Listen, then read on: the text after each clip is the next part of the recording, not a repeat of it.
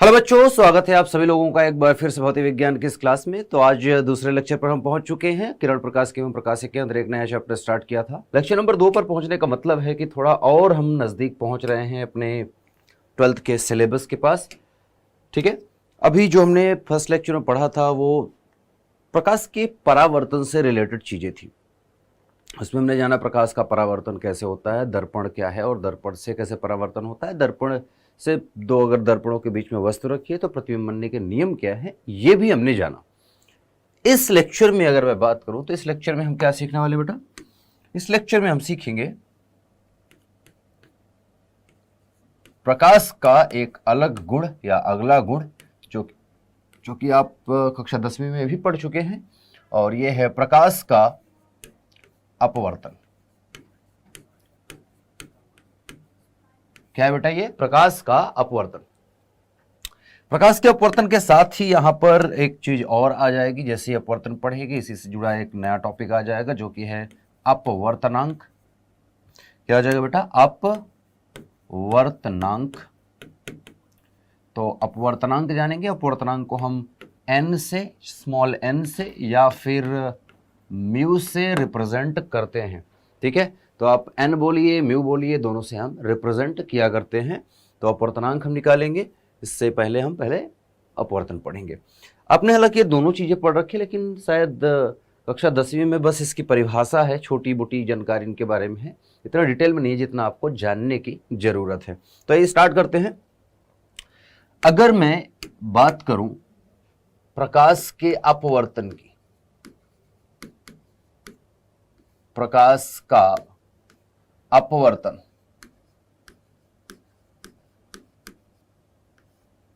प्रकाश का अपवर्तन, ठीक है, हम बात कर रहे हैं रिफ्रैक्शन ऑफ लाइट की।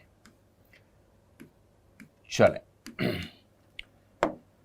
जैसा कि आप सभी ने पढ़ रखा है, मैंने कहा कि कक्षा 10वीं में हालांकि पढ़ा है, नहीं याद है अलग बात है, लेकिन पढ़ तो रखा है। सच्चाई तो यह है कि पढ़ रखा है, वो अलग बात है कितना याद है कितना नहीं याद है। अच्छा ठीक है, कोई दिक्कत नहीं है, याद दिला देता हूं मैं। अपवर्तन आपने पढ़ा है कि प्रकाश एक माध्यम से जब दूसरे माध्यम में प्रवेश करती है। बहुत ज्यादा डिटेल में नहीं जाऊंगा, माध्यम से तात्पर्य है, क्योंकि प्रकाश के लिए हम बात करें तो प्रकाशिक माध्यम, तो इसको ज्यादा अच्छा होगा अगर हम ऐसा बोले कि जब प्रकाश एक प्रकाशिक माध्यम से दूसरे प्रकाशिक माध्यम में, प्रकाशिक माध्यम क्या है, ऐसी जगह, ऐसा माध्यम जहां पर प्रकाश चल सके या उस माध्यम में प्रकाश चल सके, गमन कर सके। ठीक है, उसको हम प्रकाशिक माध्यम कहेंगे। जैसे पानी है, पानी के अंदर लाइट जा सकती है, करंट जा लाइट जा सकती है, प्रकाश जा सकता है, कांच के अंदर जा सकता है, जैसे केरोसिन के अंदर जा सकता है, मिट्टी का तेल जिसको आप बोलते हैं, डीजल बोल सकते हैं, पेट्रोल बोल सकते हैं, हवा है, वायु है। ठीक है, और क्या हो सकती है चीज़ें, इस तरह की बहुत सारी चीज़ें हैं। घी है आपका, जैसे घी है, ठीक है, या बहुत सारी ऐसी चीज़ें हैं जिसके अंदर प्रकाश जा सकती है, इस तरफ से उस तरफ निकल सकती है। बहुत तरह के तेल हैं, ठीक है, जिसमें प्रकाश एक तरफ से दूसरे तरफ जा सकती है। तो ये सारे जिस माध्यम की बात करें, इसमें माध्यम में प्रकाश चल रही है, तो इसलिए प्रकाशिक माध्यम। अब जैसे मैं कहूँ कि सीमेंट की दीवार है, तो क्या वो प्रकाशिक माध्यम है? नहीं है, क्योंकि प्रकाश सीमेंट की दीवार से इस पार से उस पार नहीं जा रही है, रुक जा रही है। तो सीमेंट की दीवार प्रकाशिक माध्यम नहीं है, ठीक है, वो रुक जा रहा है। जिस माध्यम में प्रकाश चल पाए उस माध्यम को हम प्रकाशिक माध्यम कहते हैं। अच्छा, तो कहने का मतलब है, लेट्स से कि हम बात कर लेते हैं कुछ इस प्रकार से।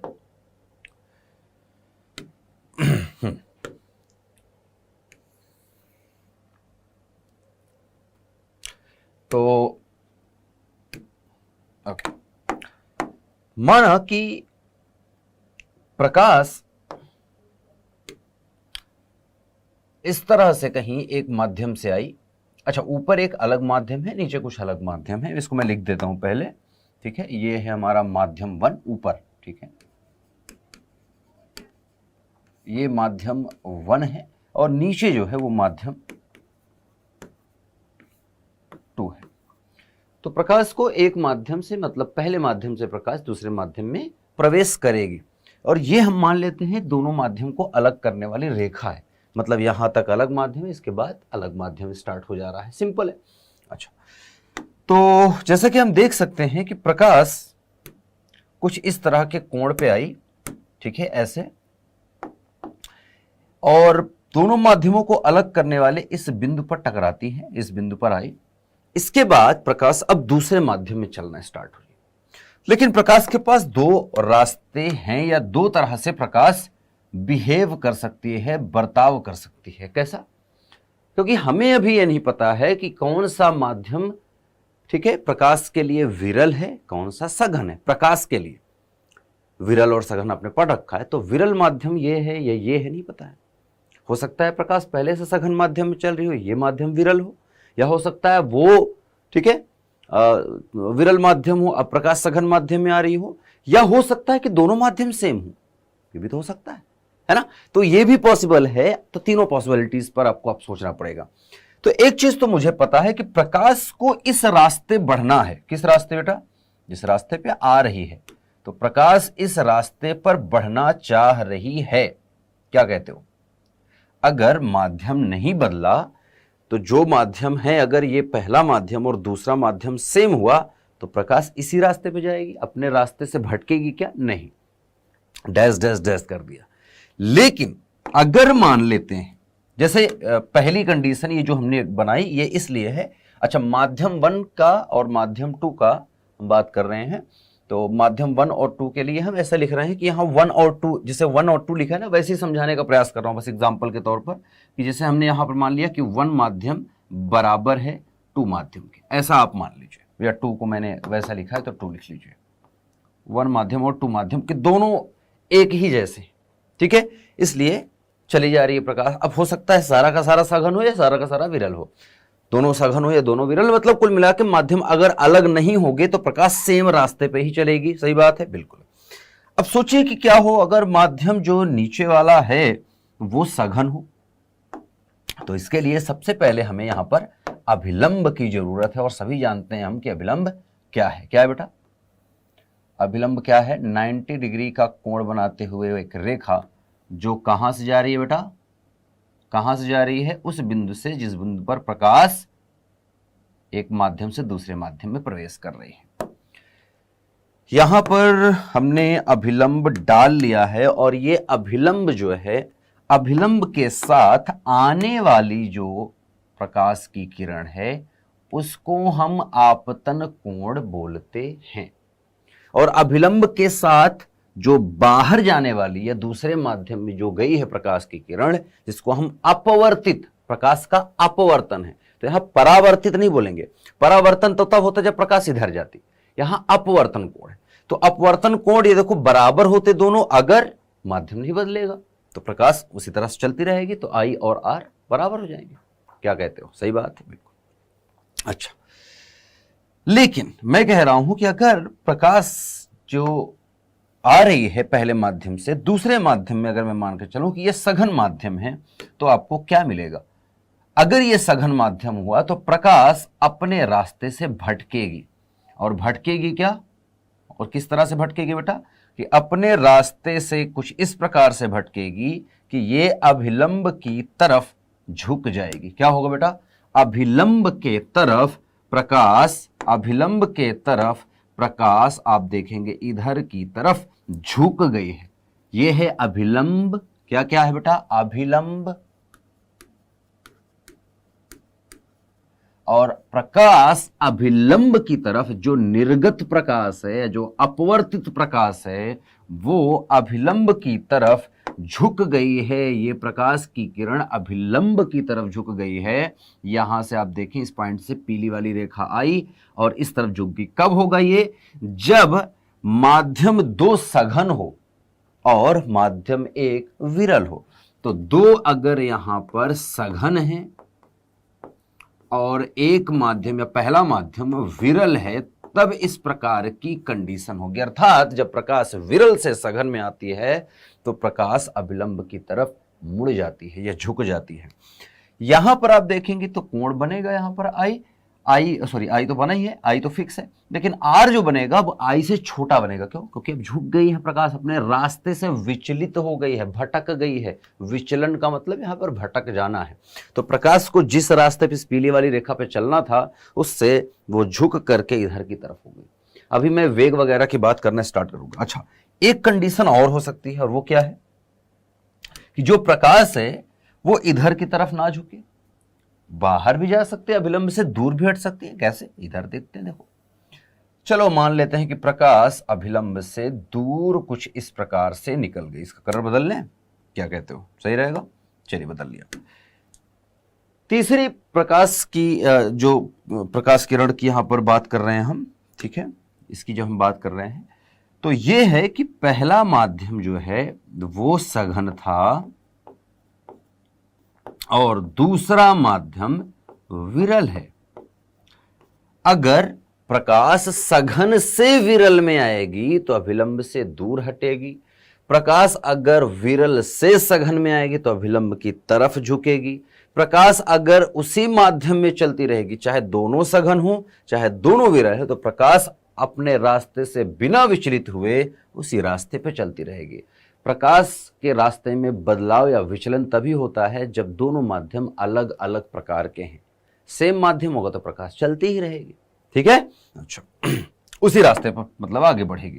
अच्छा, तो यहां पर कोण देखेंगे आप, तो यहां पर आप पाएंगे कि प्रकाश अपने रास्ते से देखो तो दूर की, ये अभिलंब है, अभिलंब से और दूर भागी है, तो प्रकाश इधर से इधर की तरफ गई है, प्रकाश अभिलंब से दूर हटी है। तो अभिलंब से दूर अभिलंब की तरफ झुकना और ये सेम रास्ते पे बढ़ते रहना। अच्छा, आप समझ गए थोड़ा।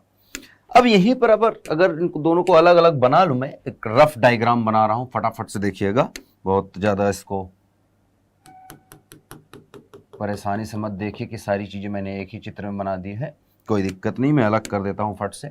मैं कह रहा हूं कि प्रकाश आई और प्रकाश को जिस रास्ते पर बढ़ना था इस रास्ते पर ना बढ़ के प्रकाश अपने रास्ते से इधर आ गई, मतलब झुक गई अभिलंब की तरफ, ठीक है। तो ये कोण तो आई है आपतन कोण और ये हो जाएगा आर अपवर्तन कोण। ये तब है जब प्रकाश विरल से सघन में प्रवेश की है, अभिलंब की तरफ झुक गई है, ठीक है। यहां पर आई और आर को देखेंगे तो आप पाएंगे, चित्र नंबर 2 के लिए अगर हम बात करें तो आप ये पाएंगे कि कोण आई जो है, ठीक है, कोण आई बड़ा है कोण आर से, कोण आर छोटा होगा, कोण आर बड़ा है, ठीक है। अच्छा, इसी प्रकार से अगर मैं प्रकाश को कहूं कि प्रकाश सघन से विरल में आ रहा होता, अगर प्रकाश किरण अगर सघन से विरल में आए तो क्या होगा?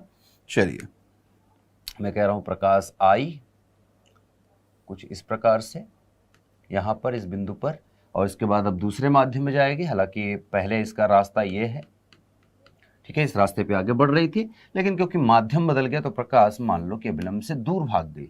ये तब होगा जब प्रकाश सघन में चल रही हो, उसके बाद विरल में प्रवेश करे या विरल माध्यम में प्रवेश करे, ठीक है। यहां पर कोण आई को आप और कोण आर को आप देखेंगे, कोण आर को, तो आप पाएंगे कि यहां कोण आर जो है वो बड़ा है कोण आई से, कोण आर बड़ा है कोण आई से, ठीक है। दिख रहा है ना साफ साफ, एक बार अभिलंब से दूर हटी है, एक बार अभिलंब की तरफ आई, क्लियर है।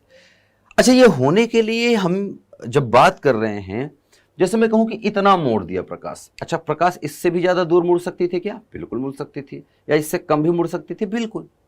अपने रास्ते से अब कितने कोण पर मुड़ेगी वो कौन डिफाइन करेगा, या कितना ज्यादा मुड़ेगी या कितना ज्यादा झुकेगी, ठीक है, बाहर की तरफ जाएगी या अंदर की तरफ जाएगी।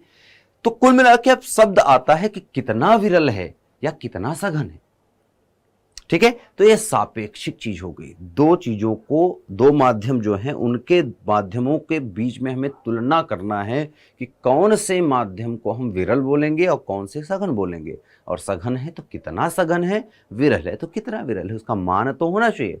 यहीं पर शब्द आता है अपवर्तनांक, जो कि स्नेल का नियम भी है और अपवर्तनांक का दूसरा नियम है। पहला नियम तो यही है कि आने वाली प्रकाश किरण और मतलब आपतित प्रकाश किरण और अपवर्तित प्रकाश किरण और आपतन बिंदु पर अभिलंब सभी एक ही तल में होते हैं। दूसरा वही है कि आपतन कोण की ज्या और अपवर्तन कोण की ज्या का अनुपात अपवर्तनांक होता है माध्यम का, या नियतांक होता है। मतलब कि स्नेल के हिसाब से जो दूसरा नियम इंपॉर्टेंट है, जिसको आप स्नेल नियम बोल सकते हैं, बिल्कुल बोलेंगे, स्नेल्स लॉ, ठीक है, स्नेल का नियम। स्नेल का नियम, स्नेल का नियम क्या कहता है बेटा? स्नेल का नियम कहता है कि जो आपतन कोण की ज्या है, मतलब ज्या मतलब साइन थीटा, तो साइन आई बटे साइन आर बराबर है नियतांक के, नियतांक के, और ये नियतांक कुछ और नहीं बल्कि अपवर्तनांक होता है, या माध्यम का अपवर्तनांक, माध्यम का अपवर्तनांक। अपवर्तनांक शब्द में ये बताता है कि माध्यम कितना विरल है या कितना सघन है। अपवर्तनांक का कोई मात्रक नहीं है, सिर्फ और सिर्फ मान होता है, जैसे 2, 4, 1.5, 3.5 ऐसा कुछ। तो इस तरह का नंबर है, तो जो ज्यादा बड़ा नंबर है उसका अपवर्तनांक ज्यादा है। अपवर्तनांक ज्यादा का मतलब ज्यादा सघन है। प्रकाश को, है ना, अगर देखें कि एक माध्यम, मान लो एक माध्यम है, अगर मैं कहूं कि यहाँ से आ रहा है प्रकाश इस प्रकार से, ये माध्यम 1 है और इसमें अपवर्तनांक को बेटा मैंने आपको कहा म्यू या एन से दर्शाते हैं। मेरी आदत म्यू के साथ है। अच्छा, जैसे मैं कहूँ कि पहला माध्यम, मैं कहूँ कि यहाँ पर मान लो μ1 है और ये मान लो μ2 है, और हमें एक चीज़ पता है कि μ1 मान लो है 1 और μ2 मान लो है 1.3। तो इस प्रकार के अगर दे रखी हैं चीज़ें तो हमें इतना पता ही ये सघन है। सघन है तो होगा क्या कि प्रकाश, जैसे मान लेते हैं कि इस रास्ते आ रहा था और इस रास्ते इसको बढ़ना था, तो ये इस रास्ते क्या लगता है बढ़ेगा? नहीं, क्योंकि ये सघन है, ये विरल है, तो प्रकाश अपने रास्ते से थोड़ा सा विचलित होके और इधर झुक जाएगा। किधर की तरफ? अभिलंब की तरफ। ये अभिलंब है, तो अभिलंब की ओर प्रकाश अपने मार्ग से विचलित हुआ और झुक गया अभिलंब की ओर। ठीक है। अब ज्यादा होगा, जैसे मैं कहूं कि अभी 1.3 मान लो ये 2 हो जाए, तो प्रकाश और ज्यादा झुकेगा। अच्छा, झुक क्यों रहा है? प्रॉब्लम है यहाँ पर, थोड़ी सी चीजें हैं। अच्छा, पहले इसको समझते हैं। तो हमारे पास यहाँ पर आ गया है sine I divide by sine R और इक्वल्स टू हम कहते हैं म्यू के, या फिर आप यहाँ पर लिख लो एन के, अपवर्तनांक। ठीक है, तो ये हो गया स्नेल का नियम। बहुत बढ़िया सा नियम है, प्यारा सा नियम है, इसको याद रखें, सबको याद भी होगा। अब यहां पर विरल माध्यम और सघन माध्यम को आप थोड़ा सा, हालांकि प्रकाशिक विरल माध्यम और प्रकाशिक सरल माध्यम का मतलब ये नहीं है कि कोई चीज ज्यादा जो है गाढ़ी है ना, इसका मतलब ये नहीं कि वो ज्यादा सघन है। ये हमारा एक्सपीरियंस जो डेंसिटी या घनत्व के लेके है कि जो ज्यादा घनत्व वाला है वो ज्यादा प्रकाशिक सघन होगा, ऐसा नहीं है। ऐसा नहीं है कि जिसका घनत्व ज्यादा है वही ज्यादा प्रकाशिक सघन होगा, नहीं। एग्जाम्पल के रूप में मैं बात करूं, जैसे आप मिट्टी के तेल की बात करें और पानी की बात करें, तो पानी और मिट्टी के तेल में पानी का घनत्व ज्यादा है, मिट्टी का तेल का कम है, क्योंकि वो तो ऊपर तैरता है। आप देखे होंगे, तेल डाल दो, डीजल डाल दो, ठीक है, तो क्या ऊपर तैरते हैं। लेकिन अगर प्रकाशिक माध्यम की बात करें, तो प्रकाशिक सघनता और विरलता की बात करें, तो यहां पर जबकि घनत्व की बात करें तो मिट्टी का तेल का घनत्व तो कम है, लेकिन प्रकाशिक रूप से वो सघन है। क्यों? क्योंकि प्रकाश को पानी में चलने में आसानी है, मिट्टी के तेल वाले रास्ते में, अगर मान लो मिट्टी का तेल, जैसे मैं कहूं कि एक मान लो रास्ता है, इस प्रकार से मान लो एक कोई बॉटल है या कोई भी चीज है, जहां पर ऐसे भरी हुई है दो चीजें, यहाँ पानी भरा है और यहाँ केरोसिन भरा है। ठीक है, केरोसिन भरा है और प्रकाश जो है यहां से आ रही है, मान लो इधर से ऐसे डाली गई, इधर से ऐसे, तो प्रकाश मान लो पहले वायु से आ रही है, तो हवा से आ रही है, तो हवा तो विरल है। ठीक है, हवा तो विरल है, एकदम एकदम खाली जगह है, लगभग वायु और निर्वात। ठीक है, इसके बाद केरोसिन में आएगी, तो केरोसिन सघन है, वायु के सापेक्ष केरोसिन सघन है। फिर केरोसिन से पानी में प्रकाश जाएगा, मान लो कि प्रकाश को इस रास्ते पे जाना था, प्रकाश चली आई इस रास्ते पर। ठीक है, अब इस रास्ते पे आई तो यहां से फिर माध्यम चेंज होगा। अब यहां पर अभिलंब डालो, अब केरोसिन सघन है, पानी के सापेक्ष अगर देखें तो भी सघन है, तो ये क्या होगी, प्रकाश इस रास्ते पे जो इसको बढ़ना था, अब ये अपने अभिलंब से दूर हटेगी, कुछ इस तरह से हो जाएगी पानी में। ठीक है, तो आप पाएंगे कि यहां पर केरोसिन ज्यादा प्रकाशिक सघन है। ठीक है, तो आप ये ना समझना कभी भी कि जो ज्यादा गाढ़ा है या ज्यादा घनत्व वाला है वो प्रकाशिक सघन होगा ज्यादा, ऐसा गलती नहीं करेंगे। ठीक है, ये जेईई एडवांस का क्वेश्चन है, आपको बता दूं तो JEE advance 2017 if I am not wrong question था, 17 या 16 17 ऐसी ही कुछ है, तो क्वेश्चन रहा है। तो 2017-16 का कुछ प्रश्न था, हालांकि इससे मतलब नहीं किस साल पूछा गया था, मतलब है कि गलती ना करें। बहुत सारे टीचर हैं जो गाढ़ी चीज को या ज्यादा घनत्व वाली चीज को बोल देते हैं कि वो सघन है, ऐसा नहीं है। ठीक है, हाँ, क्लियर है। प्रकाशिक सघन और प्रकाशिक विरल चीजें अलग हैं, घनी चीज और विरल चीज अलग है, वस्तुओं के लिए अलग है, प्रकाश के लिए अलग। ठीक है, तो याद रखें। अच्छा, यहां तक हो गया। अब थोड़ा स्नेल के नियम को थोड़ा और सही समझते हैं और अपवर्तन को जानते हैं, अपवर्तनांक को जानते हैं। ठीक है, ओके, तो हमारे पास ये दो माध्यम हैं। माध्यम 1, मान लो कि माध्यम 1 का अपवर्तनांक μ1 है, माध्यम 2 का अपवर्तनांक μ2 है। तो अब माध्यम के रूप में सेम चीज को लिखूंगा मैं। ठीक है, जो चित्र भी बनाया था वही चित्र माध्यम के रूप में हम देखने वाले हैं। लेट्स से कि ठीक है,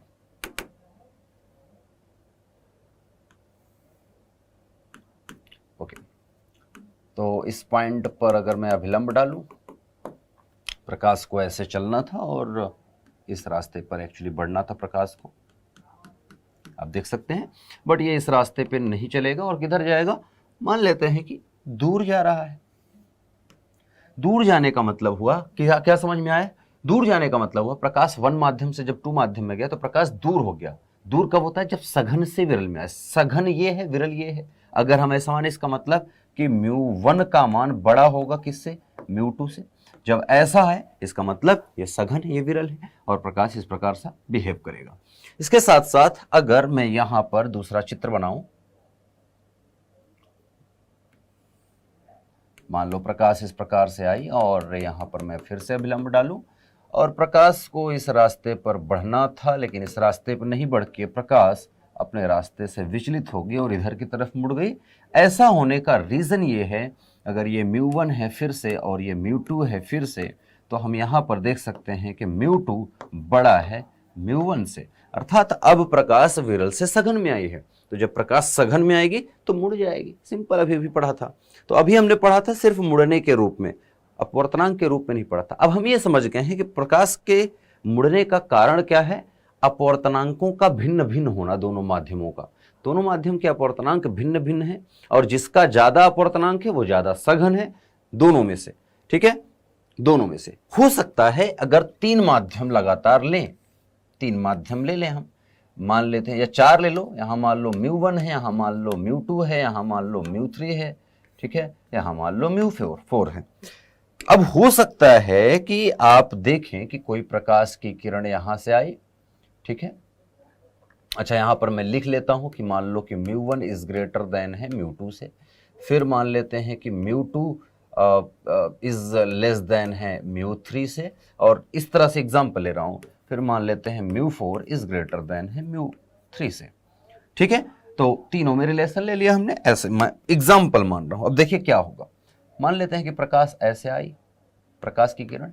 अब यहां पर अभिलंब जब खींचेंगे हम इस पॉइंट पर, तो आप पाएंगे कि यहां पर लिखा है μ1 बड़ा है μ2 से, अर्थात प्रकाश सघन से विरल में आएगी, क्योंकि इन दोनों के अगर कंपेयर करें तो इसके सापेक्ष ये क्या है, विरल है। मतलब μ1 क्या है, सघन है, μ2 क्या है, विरल है। ठीक है, क्योंकि इसका मान ज्यादा है, इसका मान कम है, तो प्रकाश क्या होगी, अभिलंब से दूर हटेगी। मान लो इधर चली गई, ये चली गई।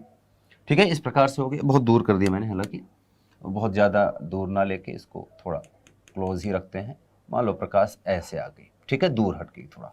अच्छा, अब इस पॉइंट पर फिर से, क्योंकि अब प्रकाश फिर से एक माध्यम से दूसरे माध्यम में प्रवेश करना चाह रही है, μ2 और μ3 में कंपेयर करें तो μ2 विरल है μ3 सघन है। तो प्रकाश को इस रास्ते पे बढ़ना था, लेकिन क्योंकि फिर से माध्यम चेंज हो गया और μ3 बड़ा है, तो प्रकाश इस माध्यम पे न जाके फिर से अपने रास्ते से मुड़ेगी। मान लो ऐसे मुड़ गई, ये आ गया। यहां पर फिर से अब लंब डालेंगे। क्यों डालेंगे? क्योंकि फिर से अब 3 से 4 में जाने वाली है प्रकाश, और 3 और 4 में हम देख सकते हैं कि 4 बड़ा है, 4 जो है बड़ा है। तो प्रकाश जिस रास्ते पर बढ़ रही थी उस रास्ते पर ना बढ़ के और ज्यादा मुड़ जाएगी अभिलंब की तरफ, और कुछ ऐसा है। तो आप देख सकते हैं कहां से प्रकाश चली थी और कहां जाके निकल रही है। तो आपको हरदम दो माध्यमों को देखना है, सारे माध्यमों को एक साथ नहीं देखेंगे आप। प्रकाश जिस माध्यम से जिस माध्यम में जा रही है उनसे मतलब है, ठीक है। तो उनके दोनों के बीच में कौन सघन है कौन विरल। वैसे तो ऐसे में देखूं तो आप कोई भी सबसे ज्यादा, इसमें ऐसा ढूंढना हो कि सबसे ज्यादा विरल कौन है और सबसे ज्यादा सघन कौन है, मतलब μ1 μ2 μ3 μ4 में किसका मान सबसे ज्यादा है और किसका मान सबसे कम है, वो अलग बात है, ठीक है। यहां पर क्योंकि प्रकाश एक माध्यम को खत्म करेगी चल के, तभी तो दूसरा माध्यम आएगा। जैसे आप समझिए कि खेत है ना, ऐसे खेत बने हुए हैं, तो आप एक खेत में घुसो, इसके बाद निकलोगे मेड़ आएगा, फिर दूसरे खेत पे जाओगे, दूसरे खेत में चलोगे, फिर वो खत्म होगा, तीसरा खेत स्टार्ट होगा, वो खत्म होगा, चौथा स्टार्ट होगा, ऐसा। तो वैसे ही कि आप चलते जा रहे हो, एक एक खत्म होता जा रहा है। तो एक से दूसरे में गए। मान लो कि पहला खेत ये पानी से भरा था, फिर ये खाली था, बढ़िया सूखा था, तो ये सूखा था, तो यहां पर क्या होगा, पानी से भरा है, मान लो घुटने तक पानी है। किसमें तेज चलेंगे आप, सूखे वाले में या पानी वाले में? सूखे वाले में। अच्छा, सूखे में चल रहे थे। इसके बाद क्या आ गया, मान लो कीचड़ है इसमें, ये कीचड़ है, तो अब क्या होगा, आपकी स्पीड फिर सूखे वाले में और कीचड़ वाले में अंतर क्या है, आपकी स्पीड कहां घटेगी, अब कीचड़ में फिर से घट जाएगी, घट गई। यहां पर मान लेते हैं दलदल है पूरा, लीजिए घुटने तक पूरा कीचड़ है। अब क्या होगा, अब आप एकदम धीरे धीरे उठा उठा के पैर एक एक पैर रखेंगे, किस ताकत। वैसा है प्रकाश के लिए। इसका मतलब क्या हो रहा है, अभी अभी मैंने क्या एग्जांपल दिया, स्पीड, चाल पर फर्क पड़ रहा है, चाल पर फर्क पड़ रहा है। अर्थात प्रकाश सघन माध्यम में धीरे चलती है और विरल माध्यम में तेज चलती है। कितनी अच्छी बात है, आइए देखते हैं। अब यहीं पर अगर मैं मानूं यहां पर कि माना प्रकाश का वेग यहां पर v1 है और यहां पर मान लेते हैं v2 है, v1 और v2, तो जो अपवर्तनांक है, अगर मैं लिखूं अपवर्तनांक की परिभाषा के अनुसार, तो अपवर्तनांक की परिभाषा के अनुसार है कि जिस माध्यम में प्रकाश जा रही है डिवाइड बाय जिस माध्यम से प्रकाश चल रही है। नहीं समझे क्या? अरे समझो कि यार, देखो यहां पर जब हमने लिखा था I/R, हमने कहा था 1 माध्यम से 2 में जा रही है, तो यहां जो म्यू लिखा है ना, ये एग्जैक्टली म्यू नहीं है, इसको समझें। ये जो है फॉर्मूला, इसका सही रूप है, ये लिखा है sin I बटे sin R, ठीक है, और ये बराबर है म्यू, लेकिन म्यू कहां से कहां, प्रकाश 1 से 2 में जा रही है, तो लिखूंगा 1 से 2। ध्यान से, यहीं पर फिजिक्स स्टार्ट हो रही है, 1 से 2, गलत मत करना। एक माध्यम के सापेक्ष दूसरे का अपवर्तनांक, क्योंकि इसमें तो प्रकाश चल ही रही थी, परिवर्तन कहां देखने को मिला, जब ये दूसरे माध्यम में प्रवेश कर रही है, μ2 में जब गई μ1 से, तब परिवर्तन आया, ठीक है।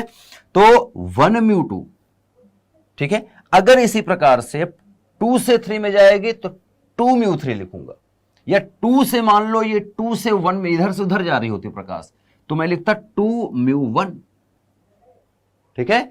दूसरे के सापेक्ष, है ना, पहले का अपवर्तनांक या पहले के सापेक्ष, जैसे ये लिखा है पहले के सापेक्ष दूसरे का अपवर्तनांक, जिसमें प्रकाश जा रही है, जिसमें पहले से चल रही है, ठीक है, उसका अपवर्तनांक नहीं, लेकिन जिसमें जा रही है, जिसमें पहुंची है, अब उसमें परिवर्तन देखने को मिल रहा है। इसलिए μ12 या 1 μ2 आप पढ़ सकते हैं, या μ12, ठीक है। तो 1 इधर 2, इसका मतलब होता है पहले के सापेक्ष दूसरे माध्यम का अपवर्तनांक, कि पहले के सापेक्ष दूसरे का अपवर्तनांक कितना ज्यादा है, कितना कम है, कैसा है, वो देखेंगे। इसी को हम लिख सकते हैं, इसको हम लिख सकते हैं μ2 बटा μ1 के। क्या लिख सकते हैं, 1 μ2 को लिख सकते हैं आप, जो बाद में लिखा है वो ऊपर है बटे के, जो पहले था जिसके सापेक्ष लिखते हैं वो बटे में आता है, ठीक है। समझ में आ गई बात। जैसे कि मैं एग्जाम्पल लूं, अगर मैं कहूं कि मैं लिखूं टू म्यू वन, तो टू म्यू वन को क्या लिखेंगे, हम लिखेंगे म्यू वन बटे म्यू टू के, जिसके सापेक्ष वो बटे में, जिसका लिखना है वो ऊपर, तो दूसरे के सापेक्ष पहले का अपवर्तनांक, पहले माध्यम का अपवर्तनांक, तो जिसका अपवर्तनांक है वो ऊपर, जिसके सापेक्ष है वो नीचे। ठीक है, इस तरह। तो इसका मतलब हम क्लियरली समझ गए कि 1 म्यू टू और 2 म्यू वन के बीच में अंतर क्या है, कि जब हम इन दोनों का स्थान बदलते हैं तो बटे वाली चीजें आपस में चेंज हो जाती हैं, अर्थात दोनों में, इन दोनों में रिलेशन की बात करें तो रिलेशन ये है कि 1 म्यू टू बराबर है 1/2 म्यू वन के। दोनों एक दूसरे के विपरीत हैं, अगर देखें तो विपरीत मतलब अंश और हर बदल जा रहे हैं ना। 1 म्यू टू में म्यू टू बटा म्यू वन है, 2 म्यू वन में म्यू वन बटा म्यू टू हो गया, तो दोनों में रिलेशन क्या आ गया, 1 म्यू टू बराबर 1/2 म्यू वन। अब चाहो तो मान रख दो, दोनों का सेम मिलेंगे। 1 म्यू टू का मान रखेंगे तो मिलेगा म्यू टू बटा म्यू वन, और यहां पर मान रखेंगे तो क्योंकि बटे के नीचे है तो 1/म्यू1 बटा म्यू टू, तो मतलब म्यू टू पर चला जाएगा, तो यही बन जाएगा म्यू टू बटा म्यू वन। ठीक है, तो इसलिए दोनों बराबर। अच्छा, अब ये समझ गए कि अपवर्तनांक एक दूसरे के सापेक्ष की हम बात करते हैं। मुझे लगता है कि अब समझ में आ रहा होगा आपको थोड़ा सा कि क्यों यहाँ टाइम लिया जा रहा है। मैं चाहूँ तो फटाफट से थोड़ा सा बता के आगे बढ़ जाऊँ, लेकिन जरूरी है कि आप थोड़ा जाने डिटेल में। ठीक है, अच्छा, तो अपवर्तनांक की परिभाषा पे आ जाते हैं थोड़ा सा।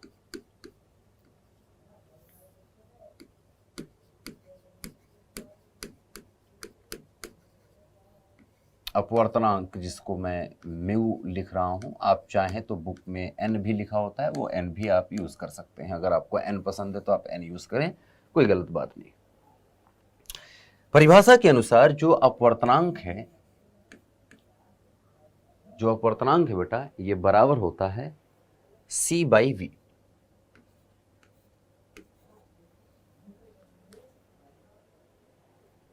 C/V का मतलब क्या है? C/V का मतलब क्या है? C यहां पर प्रकाश की चाल है, ठीक है, निर्वात में या वायु में। ठीक है, C यहां पर प्रकाश की चाल वायु या निर्वात में है, और V जो है प्रकाश की चाल किसी माध्यम में है, वायु और निर्वात के अलावा। ठीक है, तो C यहां पर क्या है बेटा? C यहां पर निर्वात, वायु या निर्वात में, वायु या निर्वात में प्रकाश की चाल,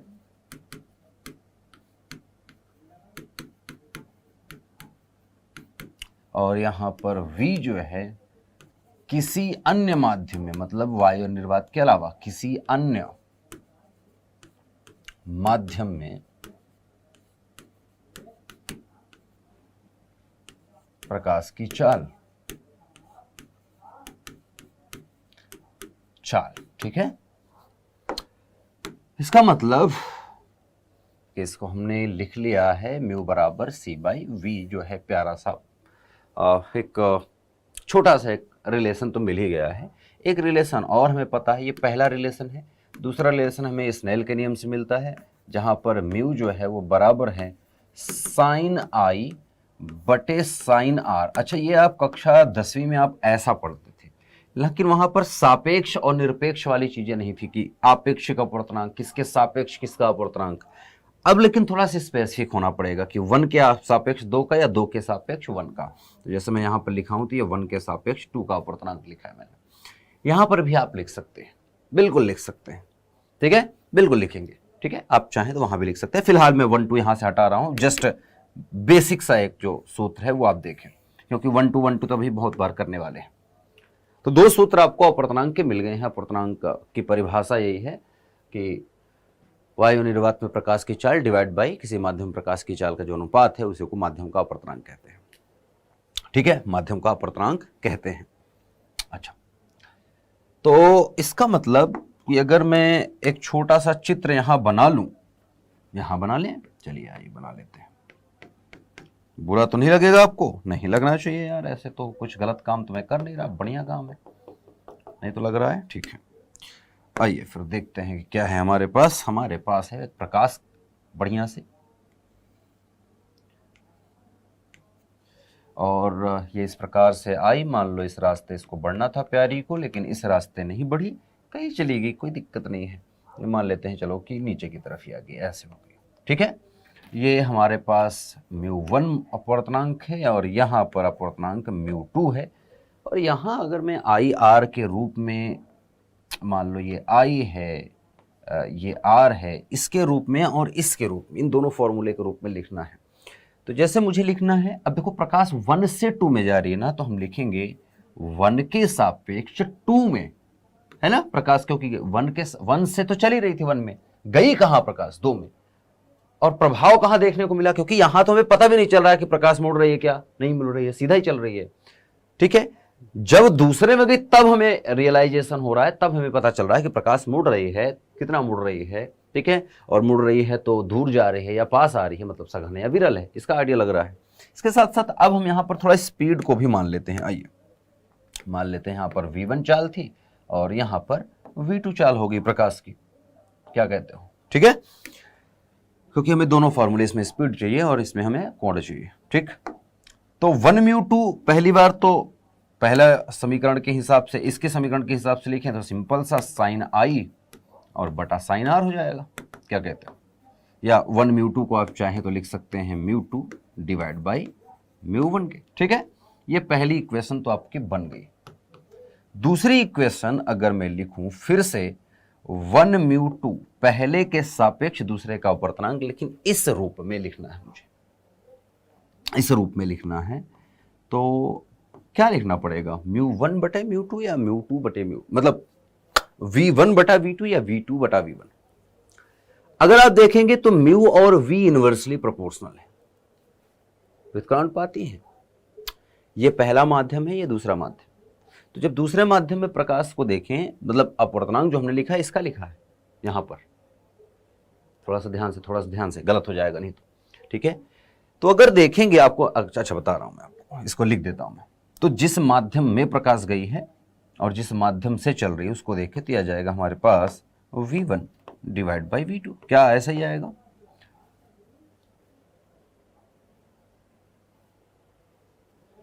सोचो, अगर मैं ये कह रहा हूं कि μ2 हमें यहां दिख रहा है कि μ2 इज ग्रेटर देन है μ1 के, पता चल रहा है इतना क्या। अगर हमें ये पता चल रहा है तो हम यही लिख सकते हैं, इसका उल्टा नहीं कर सकते। क्यों, गणित है भाई, थोड़ी सी गणित है। यहां पर पता चल रहा है कि v1 ज्यादा है, v2 कम है, तो बड़ी संख्या में छोटी संख्या से अगर भाग देंगे तो कुछ बड़ा मिलेगा। जैसे मैं कहूं कि मान लेते हैं कि 1.5 में अगर मैं मान लो 1.3 का भाग दूं, तो ऊपर बड़ी संख्या है, नीचे छोटी संख्या है।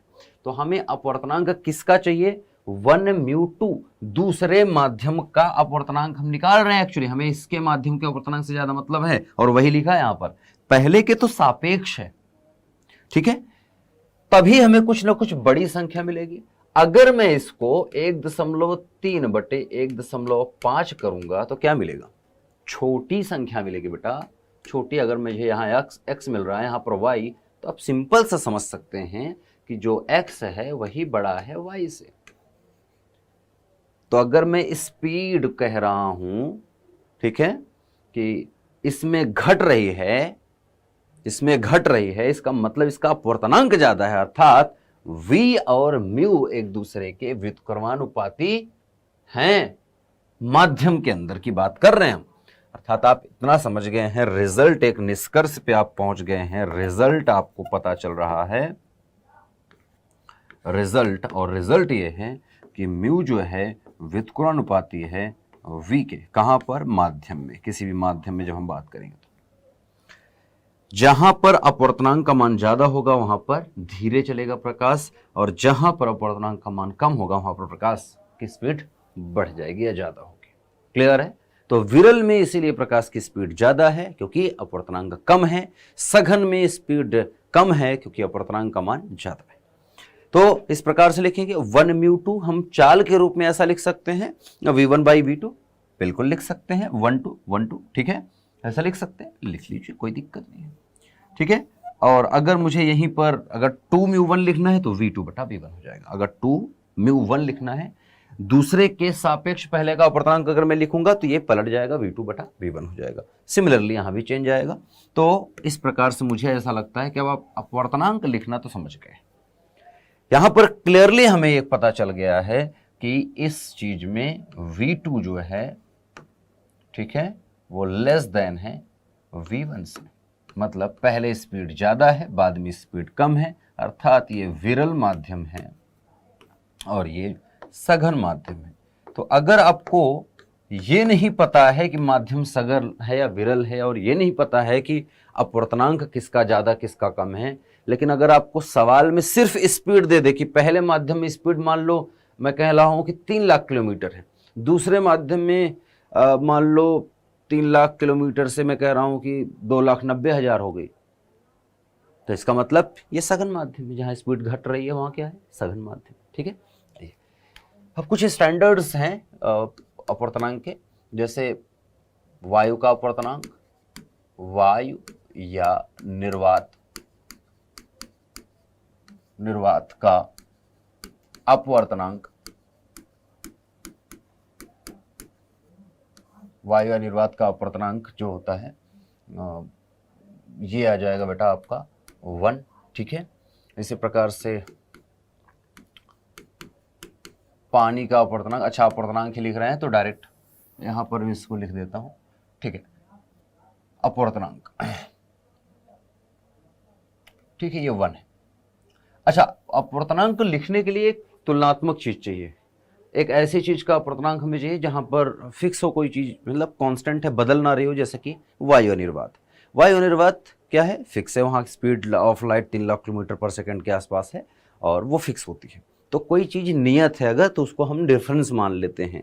ठीक है, जो चेंज नहीं होती हैं ऐसे, मतलब जो चीज परफेक्ट है उसके सापेक्ष हम दूसरी चीज को कंपेयर करते हैं। जैसे कोई बहुत खूबसूरत इंसान है तो उससे हम तुलना करना स्टार्ट कर देते हैं।